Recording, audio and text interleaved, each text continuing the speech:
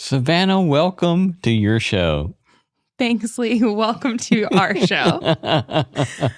You recently did a half marathon. Yes, I did do a half marathon. Good for you. And the fact that I'm even crossing my legs right now without any pain is good news.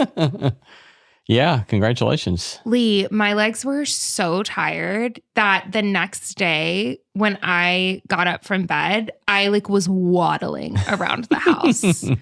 Sounds like you. It was so bad. Yeah, well, that's pretty great, though. Yeah, good for you. 13.1 miles down. 13.1. And I'm planning on doing it again this year. Excellent. It's never too late should you want to jump in. Yeah, no, thank you. A Subtext half marathon.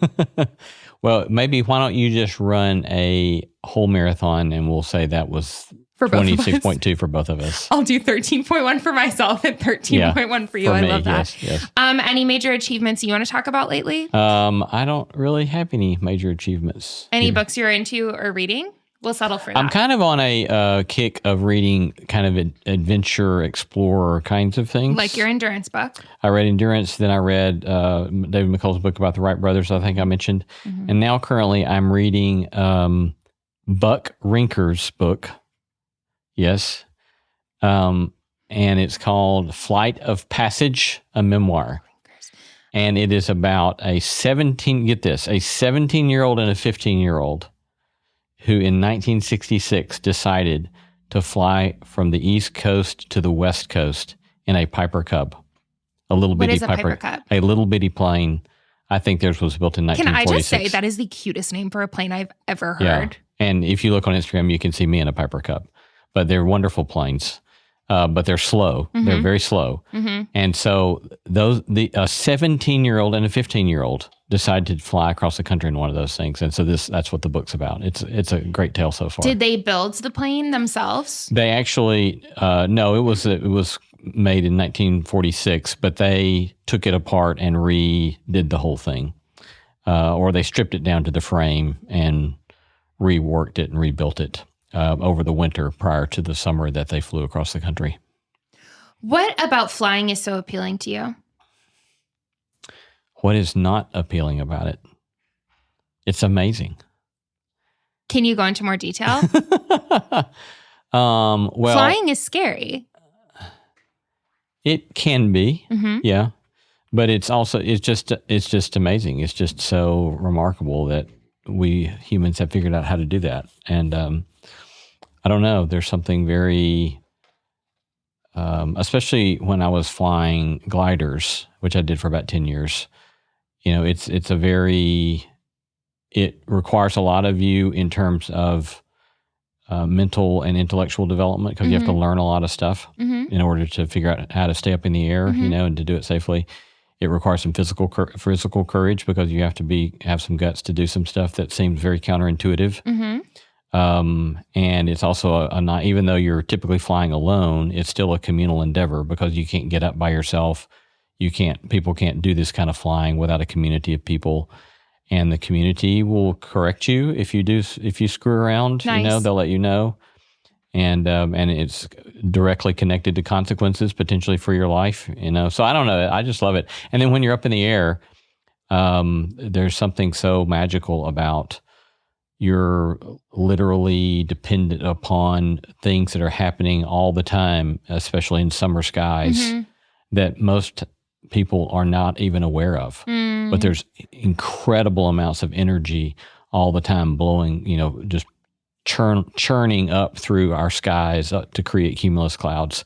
And most people look at it and say there's a puffy cloud, but there's just incredible amounts of weight and energy that's boiling around us all the time. But unless you're in a glider, you don't even know that's there. So the glider is the one-seater surely there are two-seaters because you have to learn somehow. Right, yeah. It can be a one or a two-seater. But yeah, the glider is the one without an engine. Where they tow you up behind another plane and then they let you off and then you go look for thermals so that you can stay up. Lee, that's so adventurous. Yeah, it's very fun. I love it, all that stuff. And that Buck guy's name?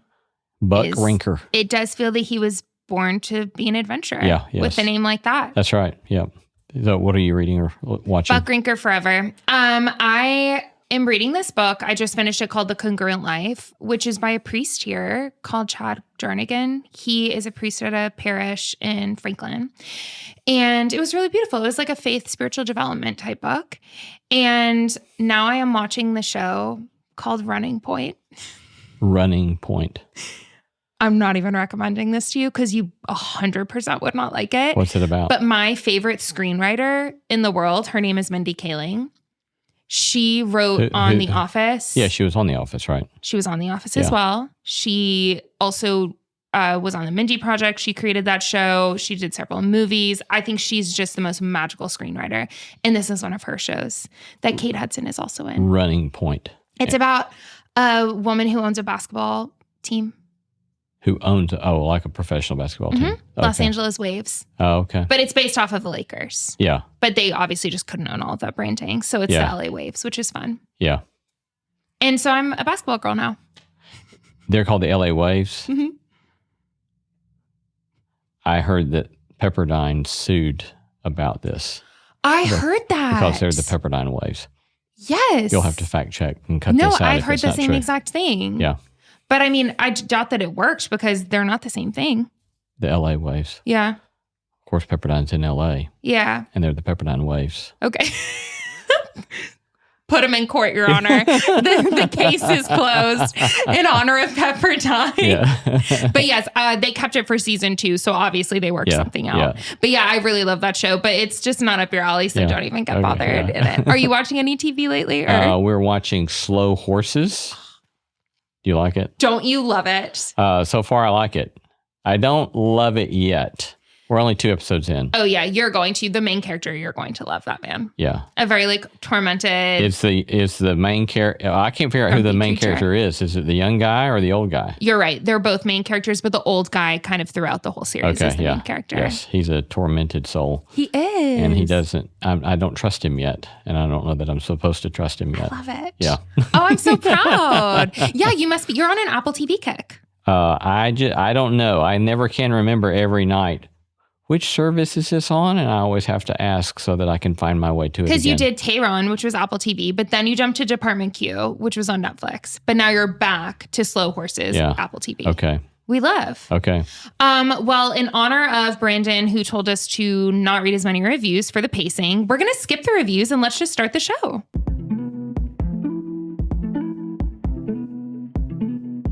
Hello, friends. Lee Seacamp here. There is, as you may have noticed, no shortage of content in the world. Opinions endless, outrage plentiful. Deep wisdom and thoughtful perspective slightly harder to come by. That's part of why we created the NSC Notebook. It's our weekly email from the world of no small endeavor with reflections on a good life, behind-the-scenes insight into our interviews, and quotes that stuck with me long after those conversations ended. You'll also get a curated list of what I'm reading, watching, and listening to, books, movies, music, and other things I think are actually worth your time. It comes to your inbox every Tuesday, completely free. So if you'd like one less thing to doom scroll and one more thing to actually enjoy, sign up for the NSC Notebook at nosmallendeavor.com. Starting something new is not just hard, it can be terrifying. What I discovered was that having the right partners was crucial. Partners like Shopify.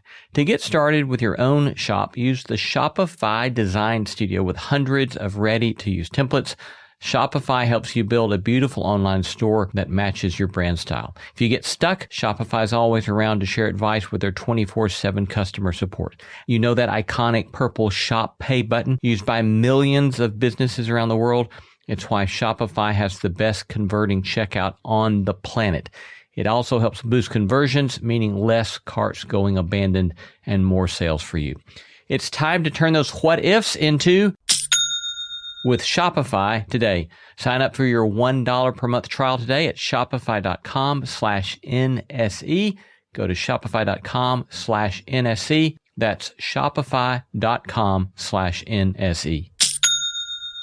All right, welcome to the Subtext, where we go beneath the headlines and beyond the obvious. I'm Savannah Locke. I'm Lee Seacamp. Hey, if you like the show, here's your official permission to gas us up. Follow, rate, and drop a review wherever you're listening right now. 5 stars if you're feeling generous. We might even read it on the show. You can watch full episodes on YouTube and Spotify and stay connected on Instagram at The Subtext Show, Savannah_Locke, and Lee C. Camp. If you have thoughts, questions, or hot takes, just send them our way in our DMs, and we'll make a whole episode about it. If we want to. If we want to. We want to. Okay, Lee, you're going to love this episode. Oh, no. Subject. This is on America Reads the Bible, which just happened. America Reads the Bible. Did you know that this event was occurring? Not until you told me about it. Wow, then their marketing wasn't that great because the whole thing was supposed to be like a nationwide Bible thing. Yeah. No, I didn't know about it until you told me about it. Okay, well, basically, it was this whole event that was promoted that happened last week that they brought out celebrities for, different politicians for, thought leaders, influencers to Washington, D.C. to read the Bible from Genesis 1 all the way through the book of Revelation. A ton of people were involved in this. And it wasn't 24/7 reading, but it was like many hours of the day, every day. And it was also televised so people could like pop in and just watch it whenever they wanted to. And they did it. They made it through the whole Bible. And it just got me thinking, what does that say about us? What does this event say about where we are at the moment? I mean, I'm sorry. I'm sure I'm going to offend somebody with this, but I feel like it's a bunch of crap. Okay, yeah. No. Okay, tell me more. Tell me more. I mean, there's just so many things wrong with it. And I say that as a Christian. But I feel like it's a performance and a publicity stunt and a performative act rather than a faithful act. And it really kind of ticks me off. Okay, yeah, let's just start then with all of those things that you just said. Namely, it is a performative act in your opinion. So what would be an alternative that would not be performative? Well, let's say that the Department of Defense was reading the Sermon on the Mount, and he gets halfway through it and says, "Oh my dear Lord, forgive me, for I have sinned." And he repents. That would have some authenticity to it. But to read it in some sort of triumphalistic, aren't we great? Look at how religious we are. And we're going to take back this country for Christianity, which seems to be part of what was suffusing all of that. It really is disgusting to me, which is a very strong word, I know. But it really distresses me. Yeah, they actually Trump was involved with it, and they gave him the verse from 2 Chronicles that if my people humble themselves and pray, which is a really big passage in a lot of churches. I know it was when I was growing up, of basically saying, if this nation will pray, then God's going to show you all of this favor, which actually felt really architected. Is that a word? Is that a word? Not that I know of, but what do you mean by be? that? Yeah, it may be, but tell me what you mean by that. Orchestrated. Yeah, I mean, architected. The problem, one of the problems with that, the way that gets used, is it doesn't have anything to do with America. It was about ancient Israel. And ancient Israel, by the way, is not contemporary modern Israel. You know, those are two very different things. Right. And that was about ancient nation of Israel, not the United States of America. And moreover, the Christian tradition cannot reduce peoplehood to a geographically bounded nation state. Peoplehood in the New Testament is a community of people that's formed by the sacraments and formed by things like baptism, which is transnational. And that's one of the things so ironic about it is that the New Testament insists that that there's a oneness that breaks down all sorts of divides. And what this kind of stunt does is it creates further boundaries by reading a book, the climax of which is pointing to the breaking down of boundaries. And so it just subverts the whole thing. The context of it subverts the Bible. The specifics of it subvert the Bible. the reality that you're trying to do this as a nation state subverts the Bible. And so it's just shot through with all sorts of theological problems. It kind of reminds me of this prank that went viral on TikTok maybe like 3 months ago, where people lied to their spouses and said that they had made chocolate covered like balls or like truffles or whatever. And one of them though was actually an egg inside, but it was just covered with chocolate. But then they handed them the one that was actually an egg inside, like a raw egg. And then when they ate it, they thought they were going to eat into a truffle, but they actually ate into an egg. But it all looked like it was the same thing. And that's kind of what this reminds me of, is like, hey, we're going to cover this up in chocolate and we're going to say this is a truffle. But when you bite into it, it's actually a raw egg. And I would say maybe you're covering stuff up a lot worse than a raw egg. True. Yeah. Yes. Yeah.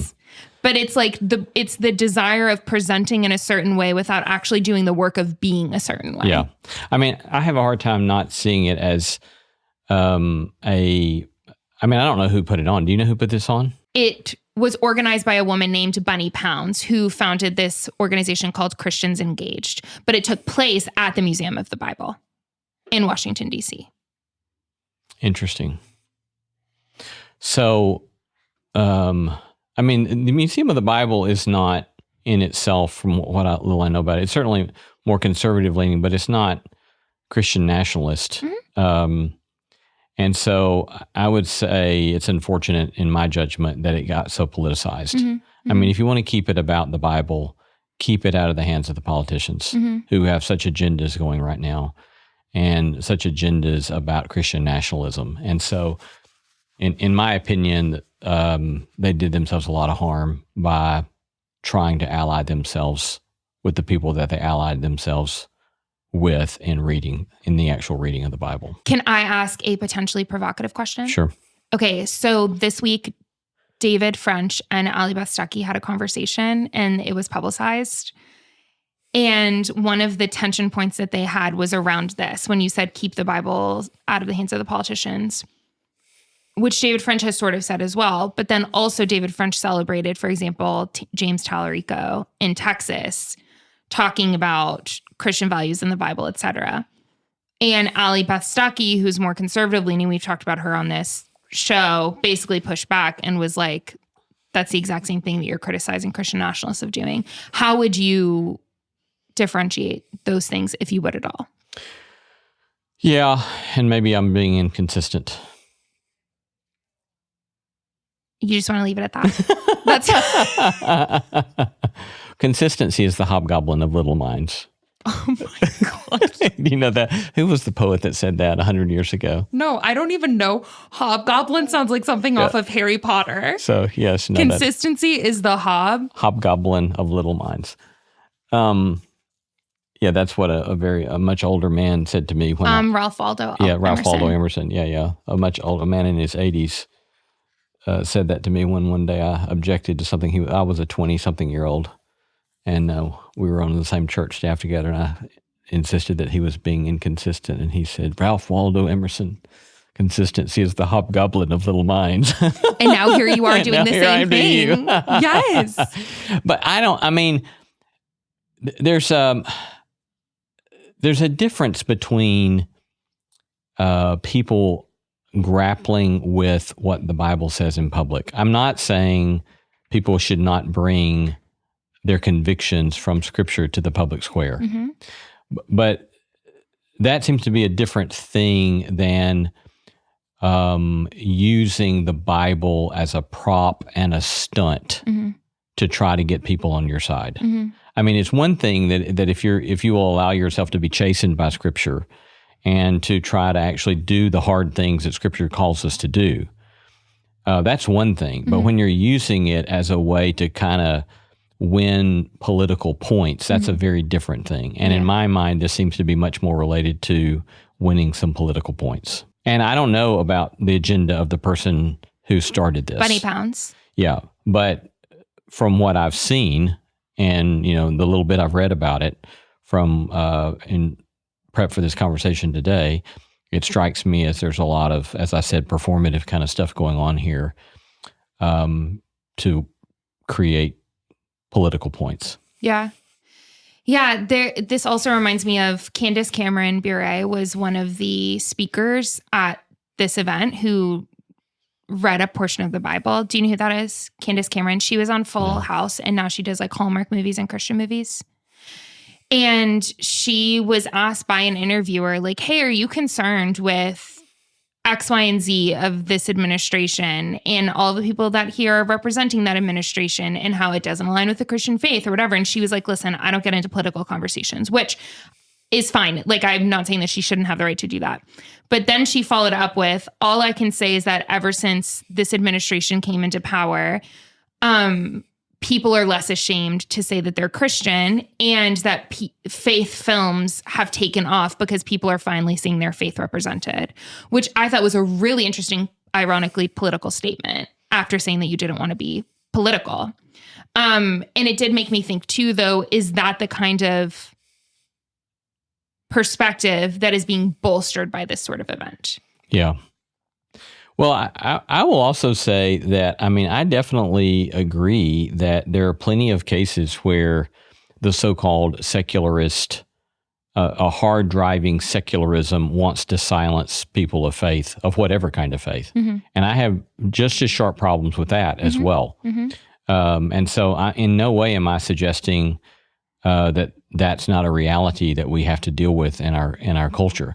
But I don't think the solution to that is either side trying to take their stuff and shove it down somebody else's throat. There are ways to bear witness to things, and there are ways in which we have to take a kind of context and appropriate timing and prudence and wisdom about how we're going to try to bear witness to these things. And as opposed to doing it in a way that is going to unnecessarily facilitate further hostility and further frustration. I mean, the Sermon on the Mount is from many perspectives, faith perspective or not, is a gorgeous, beautiful invitation to a lot of people. Not to all people, but to a lot of people.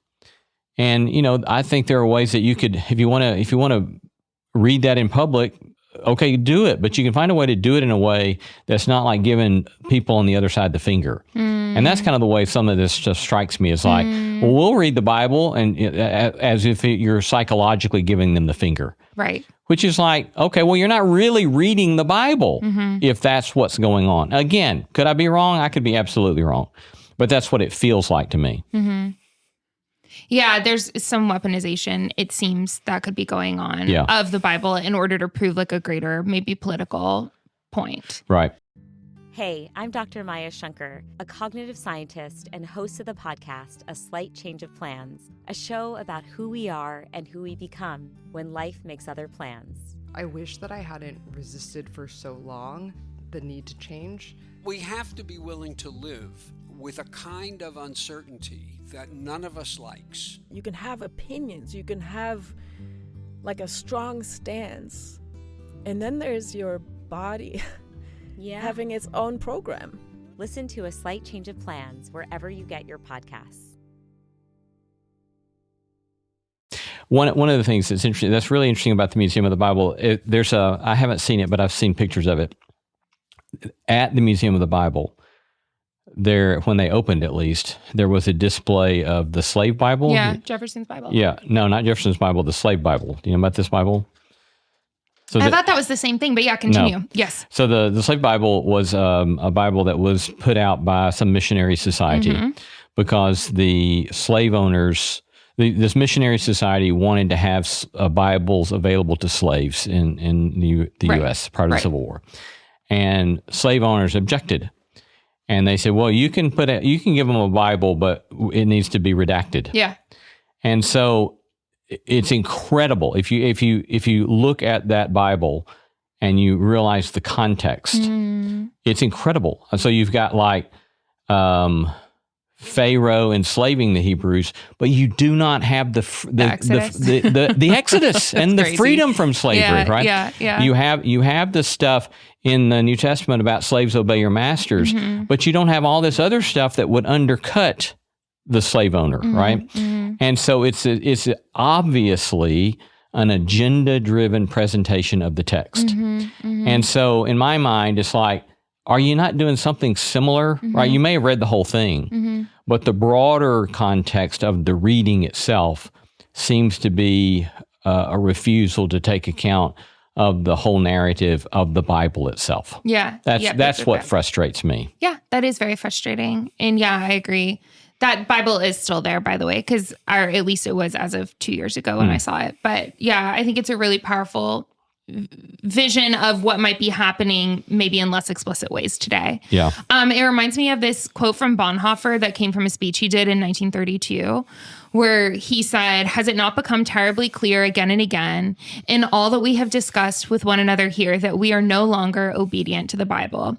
We prefer our own thoughts to those of the Bible. We no longer read the Bible seriously. We read it no longer against ourselves, but only for ourselves." And what I'm hearing from you is that last line, that we're reading it for ourselves, but not allowing it to be against us. Yeah.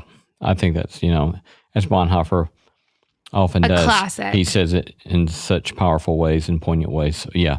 He was in his late 20s when he said that. Oh, I know. It's incredible, And again, I don't know the source of that particular quote, but in the early 1930s, if he was in his late 20s when he wrote that may have been about when it was, the early 1930s, he's established this seminary at Finkenwalde, which was an illegal seminary where they were trying to train up pastors in a way that could stand against the nationalism of the National Socialist Party. Yeah, that's what this was. Yeah. And so he's doing this incredible work. Of course, they end up getting shut down by the SS at some point.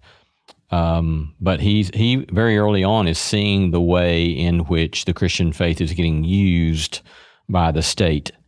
And he cries out early on, there's this famous case in which it was early 1930s where he's already seeing how wicked the Nazis are with the German nationalism that's underwriting the Nazis.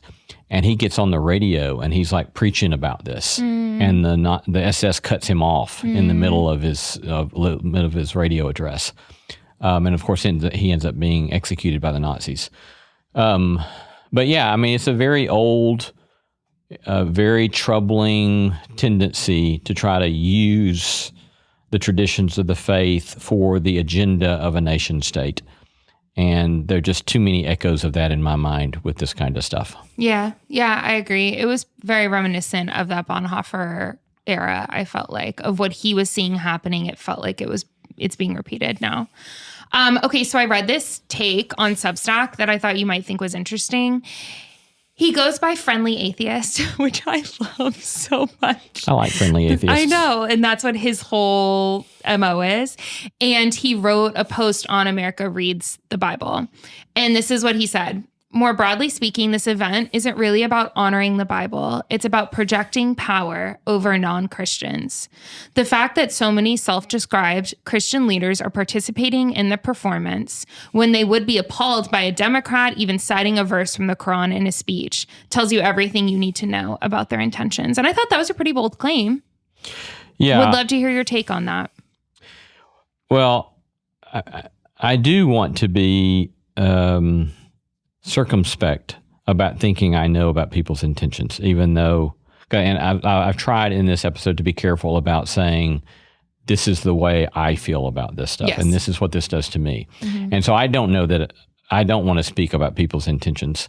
But I do think that line is about projecting power over non-Christians. I would say that doesn't go far enough. I would say that it's not only about projecting power over non-Christians, it's also about projecting power over Christians who don't have this specific view of what Christianity is. And if you don't buy, again, I don't know what the intentions were, but the way it appears to have played out is if you don't buy a Christian nationalist version of Christianity, then this is kind of projecting power over you too. Right, because I would imagine there are a lot of Christians who I would project would feel similarly to the frustration that I'm feeling about it. And but we wouldn't be the right kind of Christians from the perspective of a lot of these people that are participating in this. And one other thing I would like to say about this is that, there's what we're beginning to see, and we're even seeing this with one congressman from Tennessee, that some of the stuff he's saying is driving me up the walls. But what he's insisting is that this is about that America is now about Christians. And it's not about, if you're Muslim, if you don't want to learn English, then you're not really, recently he was talking about America's not a melting pot. If you don't want to learn English, if you're not a Christian, then this isn't for you kind of stuff. I would say from both a broader American tradition and a broader Christian tradition, that is really problematic, if not offensive. A couple of years ago, I went up to Chicago and I interviewed Eboo Patel, who started Interfaith, or Eboo. He was talking about in the town of Mostar in Bosnia. He said, "Look, if you're a Christian and you have a fire, the Muslim fire department does not come to help you. And if you're a Muslim and you have a fire, the Catholic fire department does not come to help you." And he said, most people in America would hear that and think that's like on Mars. And that's a very powerful example to indicate to us how beautiful pluralism has found a way to be in the United States. And that's something that's beautiful about this country, is that we're going to treat you with respect regardless of your faith tradition, with which I may strongly disagree. But I'm still, if I'm on the fire department, I'm coming to help put the fire out at your house, right? And vice versa, right? And now here we are acting as if that's somehow a threat to America, and that's part of the beauty of America, right? And moreover, that's also part of the beauty of being Christian, right? Is that I was schooled as a Christian, even in my sectarian fundamentalist church raising in Alabama, I knew better than that, right? I knew that you help people and you love people regardless. Right. And you treat them with respect. Right. And now here we are weaponizing Christianity in a way that we act as if, well, you're not really American if you don't look like this. Right. And you're not really Christian if you don't look like this. And it's just garbage. And we see more and more and more of this stuff spinning up. And it's deeply troubling to me, if you can tell. I love it. No, I love when you get heated. It also just feels antithetical to, I'm thinking about the parable of the Good Samaritan, where the lawyer challenges Jesus and says, who is my neighbor, after being told that the greatest commandment is to love God and love your neighbor as yourself. And Jesus responds with the parable of the Good Samaritan, where a Samaritan who was not part of their ethnic group and was not part of their religious group and were viewed as like half-breed, idol-worshiping pagans, becomes the hero of the story, who is the neighbor. And Jesus tells him, like, who do you think was the good neighbor? Yeah. And the lawyer had to say the Samaritan was. Right. And that in a way is a critique against this kind of like nationalistic It absolutely view. Is. And years ago on a live show, and we can point people in the show notes to a YouTube video of this, we had the Jewish New Testament scholar Amy Jill Levine on a live show, and she did this riff on the story of the Good Samaritan. And her big thing on that was the story of the Good Samaritan is not just simply a moralistic story about being nice to people in need, but it is a story that punches you in the gut and tells you need your enemies. Yep. You need your enemies. Not be nice to your enemies, but you need your enemies. And, we've completely lost that, that we need one another, regardless of where the other may be coming from. Yeah, exactly. And I love that. And we're called to be neighbors to one another, regardless of who they are. Yeah. Yeah, which is a big thing. Well, I'm happy you talked about a congressperson from Tennessee, because I also wanted to talk about the latest bill that is coming up for us. The Tennessee House and Senate are both kind of like, I think they both passed it, but they need to do some revisions before they bring it to Governor Lee. But it basically, at the moment, mandates that the 10 Commandments would be put back into public schools in Tennessee. And it feels relevant to this conversation. Yeah. Yeah. I got confused reading some of the stories because some of the press is reporting that it now says you're allowed to post the Ten Commandments, and then when I actually read the bill, or at least one draft of the bill that I found online, it seemed to be saying you are now mandated to post the Ten Commandments. That's because the House said you're allowed to, and then the Senate said you have to. Okay. So that's a discrepancy that they're trying to figure out right now in order to bring to Governor Lee. Yeah. And so, and part of the bill that I read, they were saying this in light of reaction against some of the secularist stuff that had happened in past decades. And again, some of that stuff has happened, and I find some of that also problematic. But here they are saying, okay, now we're going to mandate this, or at least some version of this saying that we're going to mandate this. And again, I'm kind of like, well, they're doing it. I think it was alongside parts of the Constitution, parts of what was the other? Was it the Bill of Rights or something? And basically the framing is that it's not a religious thing that's going up there. It's seen as a historical document that shaped the nation. Yeah. And I don't know enough about American history to know how the Ten Commandments shaped the nation. But it certainly, as far as I know, never shaped the nation in a formal fashion the way those other documents did. And so again, it feels like, okay, we're going to kind of wave it over you again. Yeah. And I've always kind of wondered, about the Judge Moore in Alabama, who always wanted to post the Ten Commandments in Alabama and put them on a big marble block in the in the Alabama Supreme Court building. And he hung the Ten Commandments, I think, over his bench, And I always wondered, okay, why, if you're going to hang the Ten Commandments, why not hang the Sermon on the Mount in the courtroom, right? Why not hang "Judge not, lest ye be judged" from Matthew 7:1?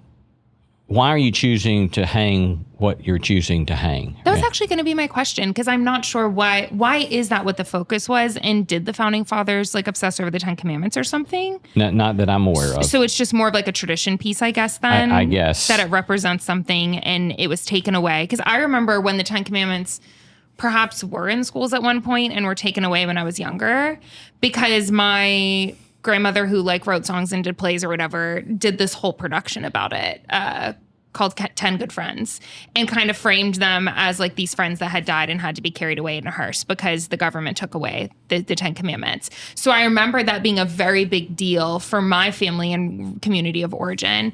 And so is it just something where it's a reclamation of this thing that was stolen 20 years ago? Do you know? Yeah, I don't know. Okay. I mean, and I'm sitting here arguing in my head about all this kind of stuff, but from a kind of Anabaptist perspective, it's like anytime you start trying to take something like this and impose it upon other people, you subvert it. That if central to Christian faith is an allegiance to the nonviolent love of Jesus, and then you use coercive power to push something on somebody else, you have thereby subverted the very thing that you supposedly are trying to propagate, right? At the same time, some Catholic theologians would say, well, okay, however,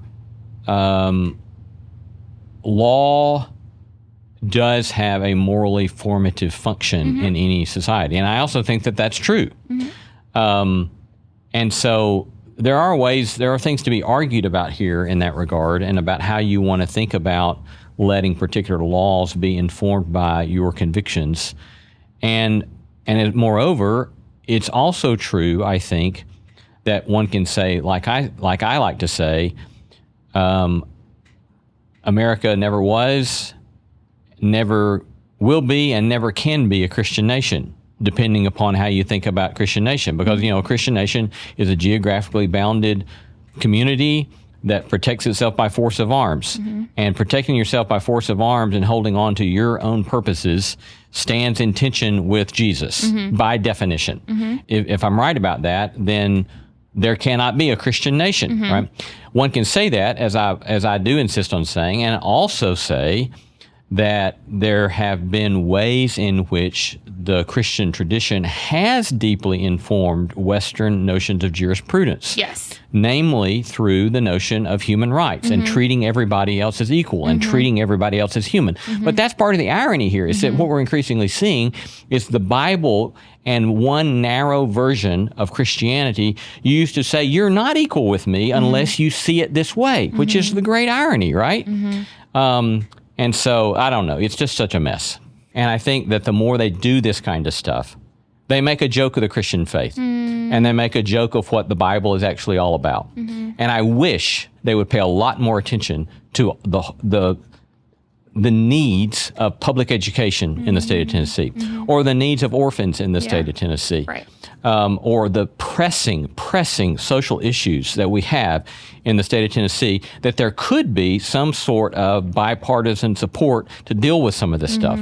But instead, they keep picking like a scab at these sort of sectarian partisan issues that just, again, tick people off and alienate people and make each other hostile with one another. Which ironically, like by addressing things like poverty, education, foster care, all of which are huge issues in Tennessee at the moment, if those were adequately addressed in the name of God, I think that it would actually bear beautiful witness to Christianity and to the power of like Jesus's love, etc.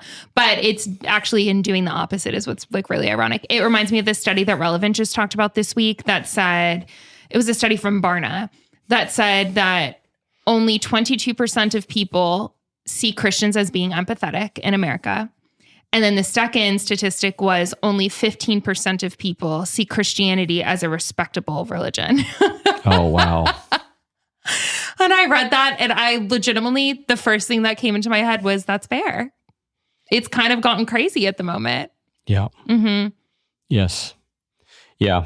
In the name of defending Christianity, you've made it all the more a laughingstock. When the resources and the power are there to make actual really good change. But instead, it's majoring on very minor issues and doing very bizarre performances like This America Reads the Bible thing, while maybe neglecting, which it feels very related to Jesus's words to religious leaders. It's like you're neglecting the actual matters of justice while obsessing over like details around like the Sabbath, for example, like criticizing them for not doing hand washing rituals while neglecting the poor and the needy in their midst. And Jesus, who also said, if you're going to pray, then go do it in your closet, right? Don't make a show of your faith, but keep it between you and God, right? And then get on with doing the work that needs to be done. Yeah, doing the work. So I guess they're just not a fan of America Reads the Bible. I am a fan of reading the Bible. I'm a fan of reading the Bible. But just not America Reads the Bible. Yeah, not in this way. Yeah, not in what I've seen of it, yes. Yeah, sorry. Yeah. We'll end on that. Thanks for getting me all worked up, Savannah. I just can't even tell you how much I love it. Like, I actually think, and this happened twice, my favorite is when I know you have more in the tank and I just sit there and stare when you say that you're done and you're like, and one more thing. And I'm like, I knew it was there. You weren't on empty. You had more. Yeah, thanks for that. Anytime. Yeah.